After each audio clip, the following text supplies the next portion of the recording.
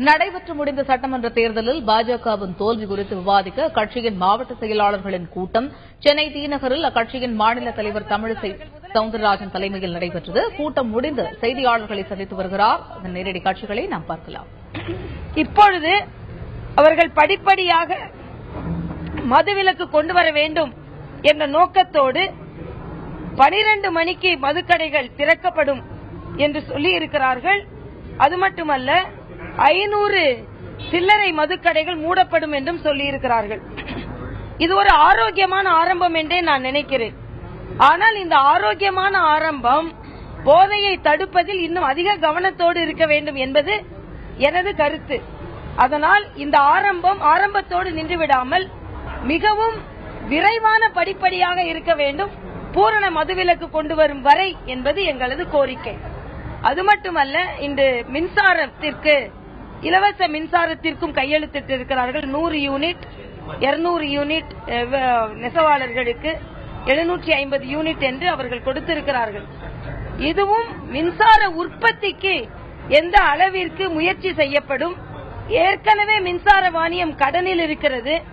அந்த கடனோடு சேர்ந்து இந்த கடனும் அழித்துவிடக் கூடாது, மறைமுகமாக மக்கள் மீது சுமையாகவும் ஆகிவிடக் கூடாது என்பதில் அதிக கவனத்தோடு தமிழக அரசு செயலாற்ற வேண்டும் என்பதும் எனது கோரிக்கையாக இருக்கிறது. மேடம், தமிழக அரசு மீது ஒரு சுமை ஏற்பட்டுவிடக் கூடாது அப்படின்னு சொல்லக்கூடிய நீங்க மத்திய தொகுப்பில் இருந்து மின்சாரம் வழங்குவதற்கு ஏதாவது நடவடிக்கை எடுப்பீங்களா? ஏற்கனவே மத்திய தொகுப்பில் இருந்து இதற்கு முந்தைய ஆட்சியை விட 71% தென் மாநிலங்களுக்கு அதிகமாக மத்திய மின் தொடர்பில் இருந்து கொடுக்கப்படுகிறது. இடையில் மத்திய அரசு வைத்த குற்றச்சாட்டே உதய் திட்டம், LED பல்புகள் போன்றவை அமல்படுத்தப்பட்டால் ஒரு நாளைக்கு சென்னை மாநகராட்சியால் மட்டுமே 1 கோடி ரூபாய் மிச்சப்படுத்தப்படும். ஆக இத்தகைய திட்டங்களுக்கு அதிக கவனம் செலுத்த வேண்டும் என்பது எங்களது கோரிக்கையாக இருக்கிறது.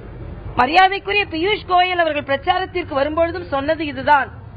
மத்திய மாநில அரசுகள் மத்திய அரசின் இந்த மின் திட்டங்களை அத்தனை மாநிலங்களும், எதிர்க்கட்சிகள் ஆட்சி செய்யும் பீகார் போன்ற மாநிலங்கள் கூட எடுத்துக்கொண்டது, உத்தரப்பிரதேசம் போன்ற மாநிலம் கூட ஒப்புக்கொண்டது.